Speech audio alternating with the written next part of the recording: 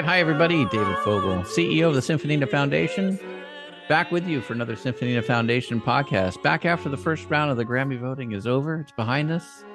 The 12 to 14-hour day whirlwinds of listening to other people's music and sharing our own is behind us. We're doing 1 to 2 podcasts a day leading up to it.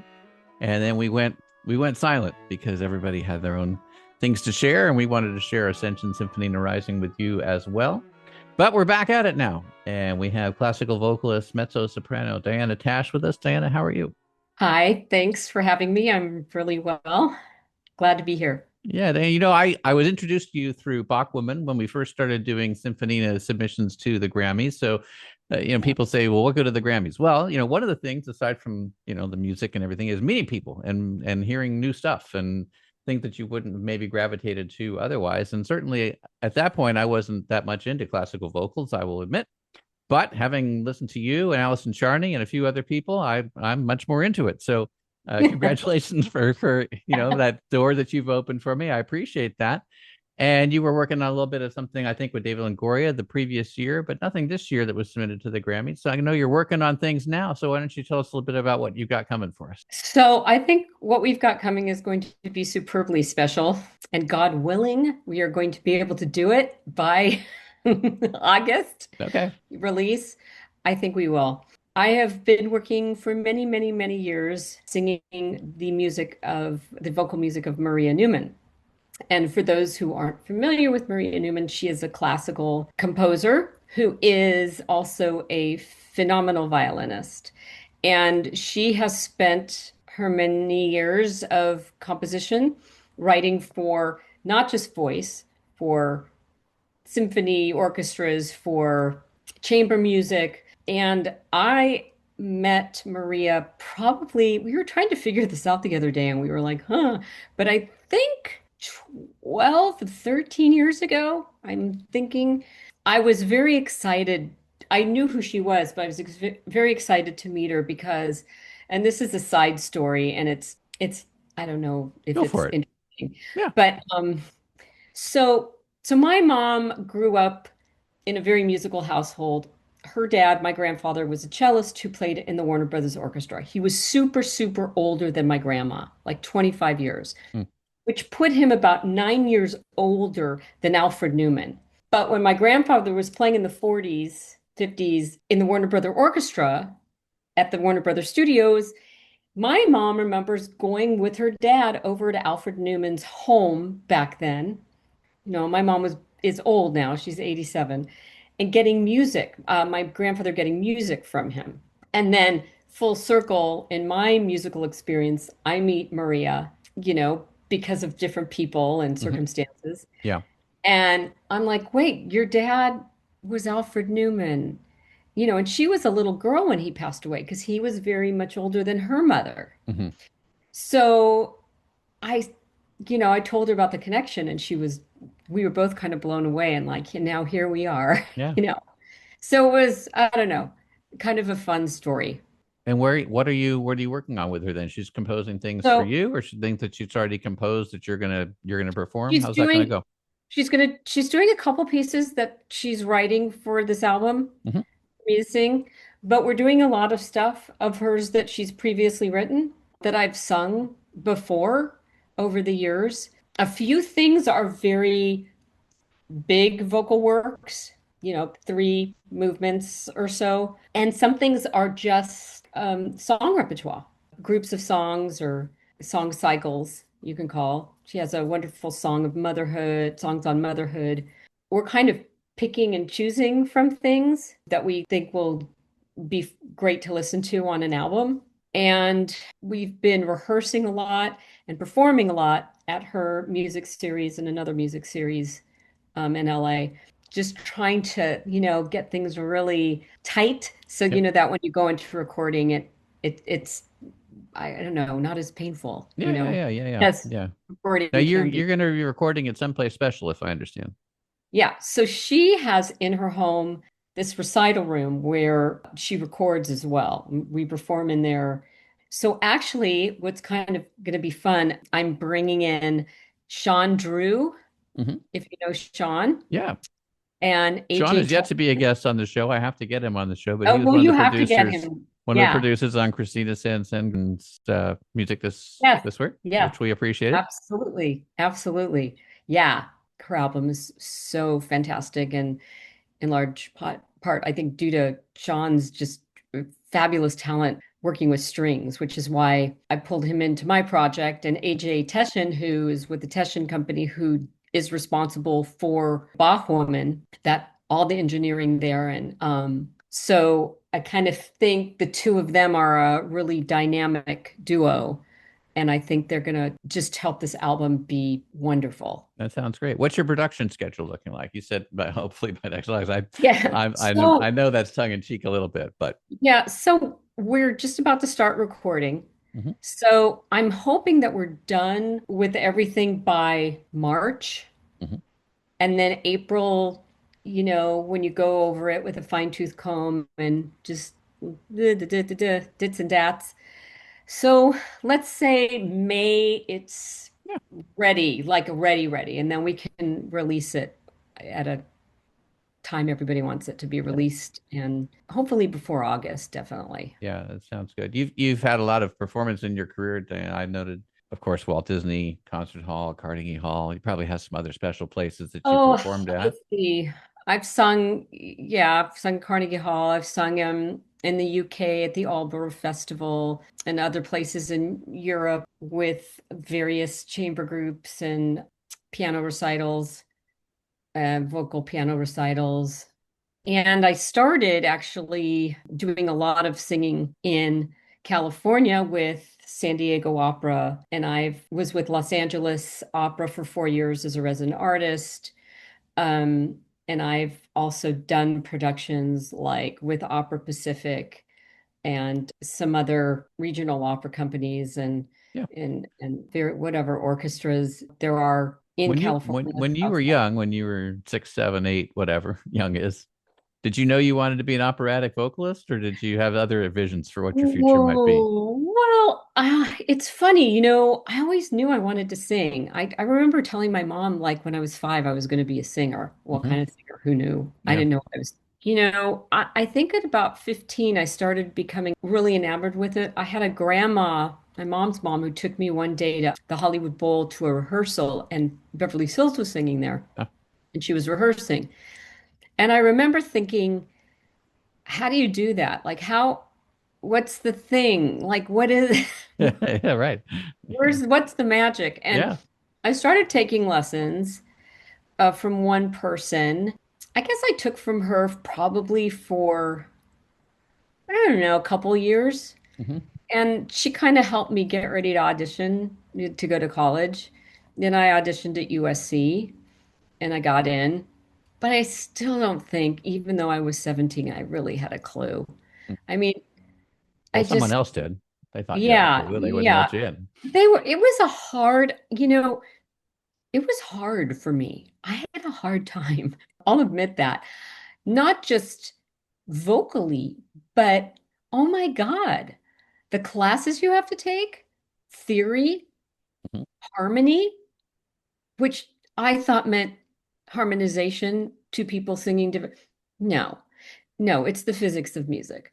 I was a wreck my first year. Mm. I seriously thought they were going to kick me out because I just was having a tremendous time. I ended up having to get tutors and everything. I'd never even heard of what solfeggio was. I didn't know anything. And coming from the pedigree of music majors in my family, you would have thought they would have said, you're going to start college. The courses are hard. Let's get you some pre-college stuff Mm. and get Mhm. you started. And they didn't. And I like hated them for that. But Well, success is the best revenge, so. the next couple years were just kind of rough. But I got on board. They went, okay, so I guess we can take you off probation Yeah, now. right. There you go. And I had to switch voice teachers because I was really having trouble learning from a male. And I Okay. got a female teacher and things started to click, Hmm. and then I went and got a master's degree at Manhattan School of Music and still had a master's at 23 and I still was going, well, I really don't. know how to sing super duper high, and I was a soprano. So a huge mentor of mine from SC, who was about 10 years older than me, but she was doing the operatic scene at USC. Ruth Golden, who now teaches at Manhattan School of Music, said, I was in New York. She was there. She wasn't at Manhattan yet, but she performed a lot with New York City Opera. She was tremendous. And she said, I think you really need to study with Nina Hinson. Now, Nina was back in California. I was in New York going to Hmm. school. So Nina was in New York for a visit. I went to Ruth's apartment. I sang for Nina, and Nina went, why are you, you sing like a mezzo, but you're a high soprano. And I was like, I don't know. And she said, well, eh, we'll figure it out. So I moved back to California. I started Okay. studying with Nina, and she was my teacher until she died, Okay. 71, Yeah. a couple of years ago. Yeah. And literally is the reason why I know how to sing really, really well. See, it's often like that, isn't it? You find some one person who makes, well, I don't want to single her out, particularly because you had so many other people who led you to her, but there is always a key person who makes a Yeah, difference. I think it's just I was ready for her and she was ready for what I needed. Yeah. She knew how to do it. She just knew. And I would never have had the successes I've had without her. I'm even dealing with some stuff here, and I'm like, oh, why aren't you here now? My voice went through a huge change I was going to ask you about that a at little bit, but 40. make sure that we kind of covered that. How do you identify the voice change and how do you work with it? What does it mean to you?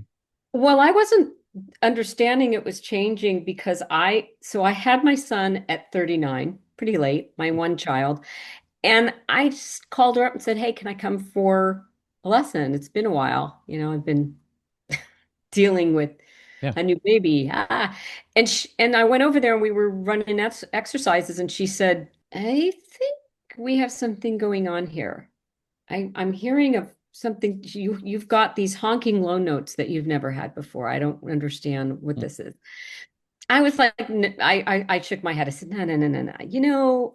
Hormones, mm, let's give it a month. And I came back in a month and we went through some stuff. And she said, nah, mm. you're a high mezzo now. And basically, what happened was my voice shifted where I used to be a super, super high soprano singing, Gilda, other really high roles, Sophie, high D's, E flats, even E's, Blonda in Abduction. They really didn't want to be there anymore. Mm. And then the rest of my voice got warmer, bigger, richer. So what I did was I learned a whole bunch of other arias and I went and I sang for every person who would listen to me that ran an opera company that knew me. I said, "Can I come in and sing for you? What do you think?" 6 or 7 of them. And they all went, "Yeah, yeah, you're Carabino now, girl." Mm. Basically, you're high soprano. I mean, high mezzo. Yeah. So for about a week, I felt really sad. And then I swung it back around and I thought, wait a minute, this could be really fun. And it turned out to be really fun. Does it open up a new repertoire for you? How does that work for you? Absolutely, Yeah. absolutely, absolutely. And See, that's even good all the time, isn't it? I mean, yeah, there's some people, their voices never change. They never change. They're a mezzo, they stay a mezzo. They're a soprano, they stay the same kind of soprano. Or, maybe they have the same range, but their sound changes a little. Maybe they go to a more dramatic fach. But for me, it was really, really different. I've been listening to a lot of podcasts with Renee Fleming because she has delved into the science of music and the science of the voice. And I was watching it fairly recent, one of them. And basically, she was saying, as we age as singers, the voice wants to lower. And I was like, hmm. hi. Yeah. And although she says her voice hasn't really changed range wise, however, it has become more refined, there are certain things she said she doesn't want to sing anymore. So I think we're all, as my ENT said to me as I rushed in there and said, there's something wrong, what's wrong? And, Yeah. he's like, nothing. And he said, you're getting older, you know? And Hmm. I said, thank you so much. Um, but these Yeah. things called vocal cords they're little rubber bands. And, mine are changing. You've They're given them a good structured. workout. You've given them a good workout in your life for sure. Yeah. Yeah. So I've got larger notes, honker notes, and I still have a high voice. I just can't sing super duper high anymore. Yeah. You know, I'm what I'm comfortable in is now I'm really just like not above a B, high B. I don't even want to go into high C's anymore. I mean, it's just they're not where I want them to be. And on the other hand, the sound of my voice is really, really getting quite astoundingly large, which sometimes I stop singing and I'm kind of going, who is Yeah. that? Well, Who is that? let me So, let me ask a question out of total ignorance, but okay. as you can see, you knew probably already, but no one else is seeing the video. But I am a saxophone player, so let's say that we had an analogous situation for me. I'm going along and I'm playing something. All of a sudden, there's some altissimo notes, and they're way up there, and I'm not that comfortable with it. So I would just make up something that was melodic that I would feel Hmm. comfortable playing. Now that might be completely verboten in the classical world. I don't know, Depends. but how do you It how do you actually, feel about that if you've got something um, like that? well, it's funny. Marie and I are going over music. I've sung for her for a long time, and there Mhm. have been little places where she said, "Are you okay with this?" And I'm like, Not anymore. Is the tessitura is too high? I've come down." So she'll do like it could be one measure, but she'll do Yeah.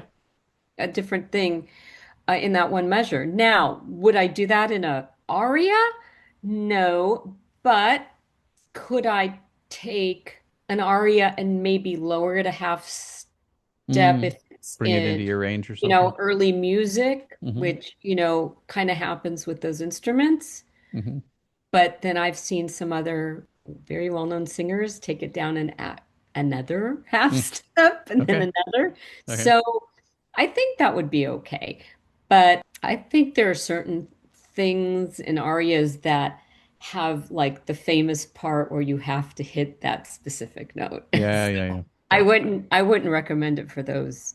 It would be like a tenor singing Nessun Dorma and going vincero, vincero, vincero and and doing like not the right written note, I you know know? what you mean. Yeah, yeah. We hear it at the national anthem all the time. They can pick Yeah, whatever note yeah, they want at the exactly. top, and they often do, but hopefully it's a good one. So, but we're That's all a, we're you all know, waiting for that whatever it is. That's great. that's a tough thing to sing, I've heard it is. Yeah. It's really not fair to people who, don't have the range because it's actually, if you think about the piece, it's like in two different keys in a way, if you think about it, right? The first part, Mhm. and then the second part and the rockets, it's like Yeah. it's so far apart. Different It's like registers. not Yeah. Yeah. it's so not fair to people. I think if you're an opera singer, you you sing such extensive different ranges in one piece that it doesn't really phase the operatic voice. But Right. Well, there I'm was a push I remember for having America the Beautiful become the national anthem, but it never got off the ground. So we are still here with the Star Spangled Banner and yeah. long may it wave. There we go. Yeah. Diana, what advice would you give for younger people coming up who are looking to get into classical vocals as a career? Hmm. Well, I'll tell you what, it's hard. I would tell them if you absolutely can't do anything else, you're in the right space. But if you could consider anything else, do it. Okay. All right. Um, That sounds like a tough road. I would tell a young person to get as much musicianship coursework done as early as possible before you get to college to make your life easier in college. Yeah. I'm not going to say all singers because I don't want a singer to get annoyed, but a good amount of singers do have a little more of a challenge with those courses as other, instrumentalists. Okay. They've been playing since they were 5. There are things that they've have in their ear that we don't. Mm. Um, So, and I think it's different because it's in, It's in your voice, yeah. Instead of it, in your fingers, it's in your yeah, vocal cords, yeah. it's a little different. And I think it makes it a little more challenging for us. Okay, all right. But again, you have those people with absolutely perfect pitch who just nail everything. So, you know, Well, that's a good, we all come with what we have, and we have to work on the rest of it. So that's exactly. it. Diana, if people want to get in touch with you, what's the best way to do that? Diana M. Tash at gmail.com. DianaMTash@gmail.com. Diana, we're going to listen to some more of your great work on the way out here. And if there's anything we can do at the Symphonina Foundation to be of help to you, just let me know. We appreciate your time with us. By the way, I love your foundation, and it's been fun working with you Thank you, on the Diane. events. We have another Symphonina contest coming up very shortly. I'll be in touch with you to see if you'd like to join us for being one of the judges. Love it. Love it. I thoroughly enjoy it. Thank you so much. Okay, take care. Okay, bye.